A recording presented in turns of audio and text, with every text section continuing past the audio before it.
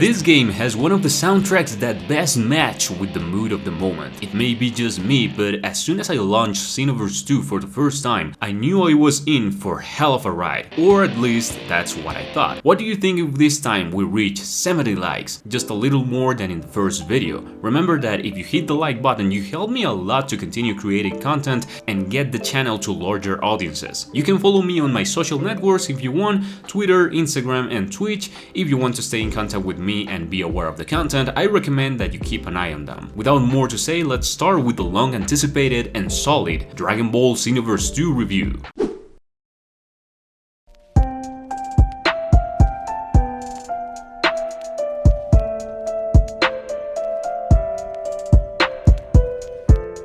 I swear to you that it's been a long time since I had such a hard time structuring a script for a review. I came to feel something similar with Ultimate Ninja Impact, but nothing similar to the magnitude of a product that I'm facing right here. I'll try to give my best effort, that is for sure, but most likely the review will be divided into two parts. So let's begin.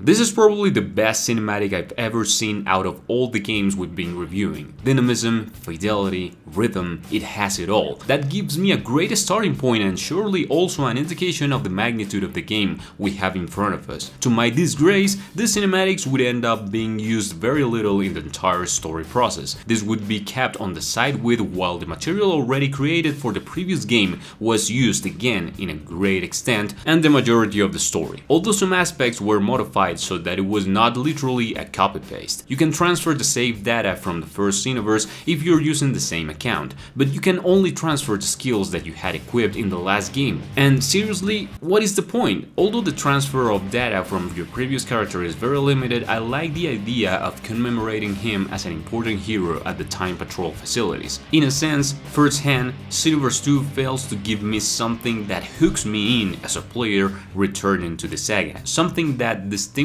me from the first title. Many times I fall into that feeling of repetition, which I honestly don't like at all. The story is not exactly the same, but I think I'm being very understanding by saying that it's pretty similar. Yes, it has small changes like the way in which the events develop, such as Cooler appears in the middle of Goku and Frieza's fight, or that in the future Gohan timeline, Trunks tries to prevent him from going to the battle where he will eventually die. They are interesting concepts, but they needed to be explored more in depth as a main plot, instead of leaving it as one more facet of a mission in the story mode. The goal is to stop Towa and Mira again. From this moment I will talk with spoilers of the story, so I warn you in advance. The story is developed with many emphasis on Bardock's history. Apparently Towa transported him with them before Frieza killed him along with the entire planet Vegeta, in this way cultivating his power for years and finally revealing himself against the villains. I found this interesting to explore. Bardock is not very used in modern stories, but it seems fair to give the character more time to develop his Saiyan ideology and nature, if only those characteristics had a purpose in the whole story. You see, there is something that happens pretty often in stories, not only in video games but also in current series, and that is that no matter what the leading characters are facing in a story, in the end, the result does not change either the thought or the situation in which everyone started the conflict. John Turby speaks on his book, The Anatomy of Story, the most fundamental guidelines for the development of a story on screen. In the journey, there should be no wasted tension or emotion. The story arcs happen for a reason, to serve a purpose. Otherwise, with what happens here that Janemba, Cooler and Broly appear on the scene because they are new playable characters, right? You have to make them do something. The same with Bardock. When he does his act of rebellion, something in which he seems to be an expert by nature removes from the dimension and disappears. Hey, I don't know, maybe in a DLC that I have not been able to play due to the sea of expansions that this game has, maybe something happens there and they will explain it better, but as an individual based product, for me, Xenoverse 2 offers a more shy story experience than its predecessor.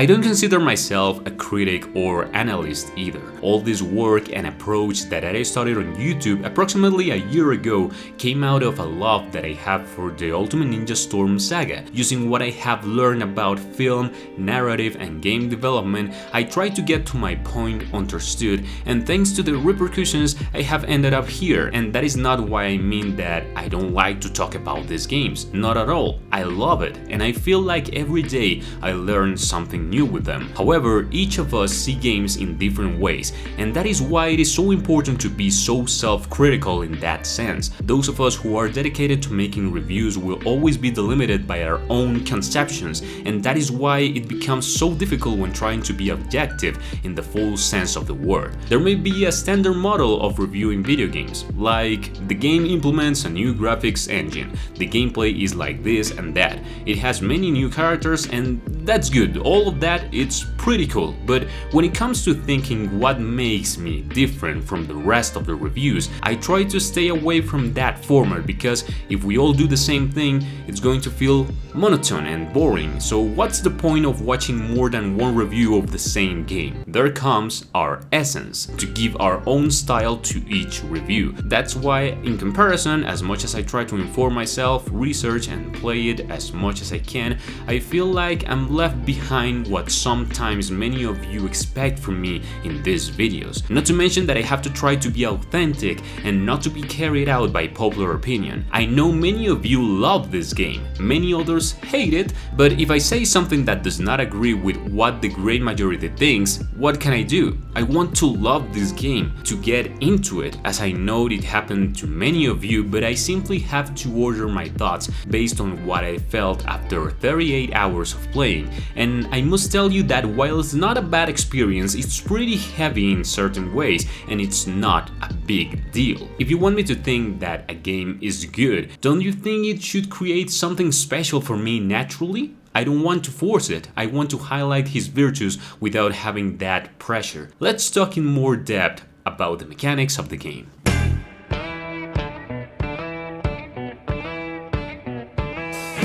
Moving through the lobby felt much better. It is more comfortable now with the flight function. This is not unlocked from the very beginning, but it's an aspect worth highlighting, making you go from one mission to another, to the store, from items to secondary missions and so on. It will feel less heavy, and now that the interest points are not divided into various segments, everything is more condensed into a lobby full of life that is enjoyable to travel both locally and online. The number of elements the player can interact with can be even overwhelming. The progress of your character levels, the customization section, your clothing which has an effect on your character attributes, the fighting style you will have, the race of warrior you are, the items you can use in the middle of a combat, the improvement of attributes by skill points, the QQ bank, the pets you can carry, the interaction with NPCs which often offer additional benefits, the trainers to learn new techniques, the combination of clothing items, the photography mode, the secondary missions both offline and online, mind control missions, traveling in vehicles, challenge with other players is a huge sea of possibilities. This indeed does honor the name of the game. It is an entire universe of content.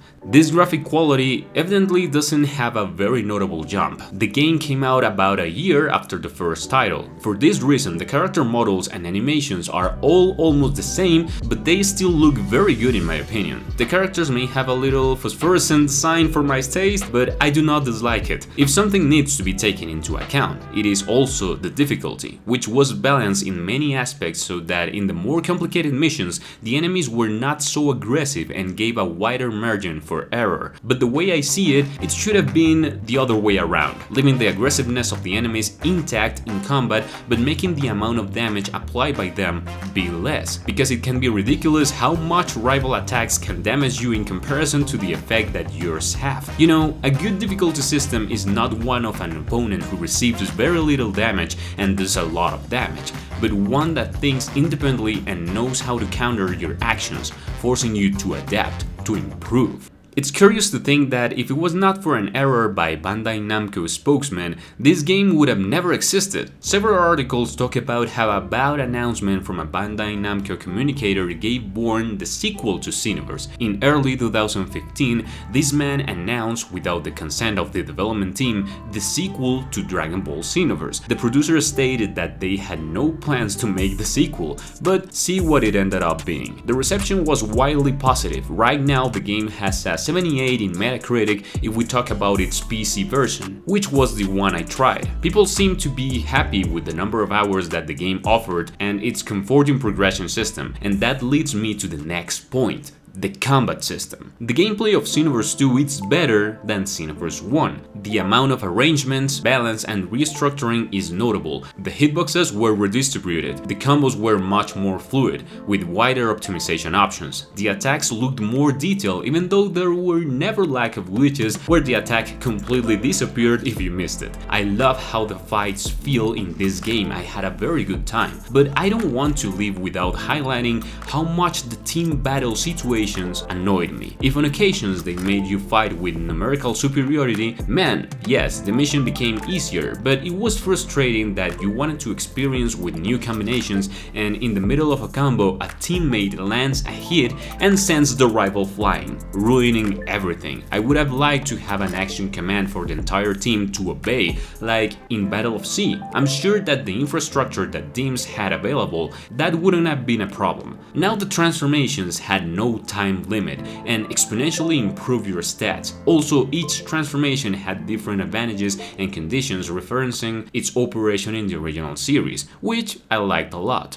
To say that this game has a lot of characters would be a misunderstatement. It has as many or even more characters than Budokai Tenkaichi 3 if we count all its DLC. Going through characters from GT to the most recent characters from Dragon Ball Super, Jiren, Super Saiyan God Vegeta, Broly from Super, Blue Gogeta, Ultra Instinct Goku, a sea of characters that can only be seen in an official high-caliber game like this. I must say I'm very fan of the inclusion of new characters on a regular basis. Yell at me if you want, but I would be happy if a game like this bothered to constantly update its content.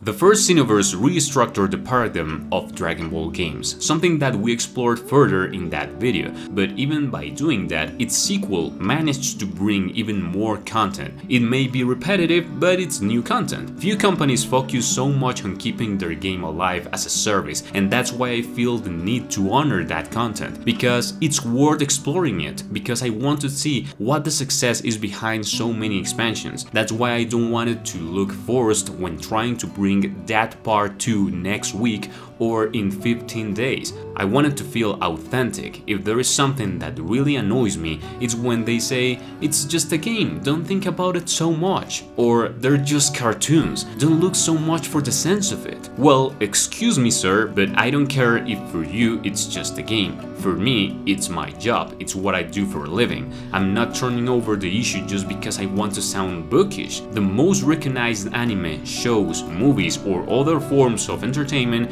came there for a reason, and believe me, it was not by saying, man, it's just a game, program it in the most mediocre way and that's it. Nah, they succeeded and stand out for things that many people are not able to elucidate. I try to do my best so that together we can find what makes games special as a medium of expression, like an art. Xenoverse 2 was a good experience, but still, we have plenty of things to play. Thank you guys, thank you very much for getting to the end of this video, it means the world to us. I hope you liked the video, leave me what you think in the comments, I will be there to read them. Thank you very much for watching, that was all for today, and I'll be watching you in the next video. Take care and see ya.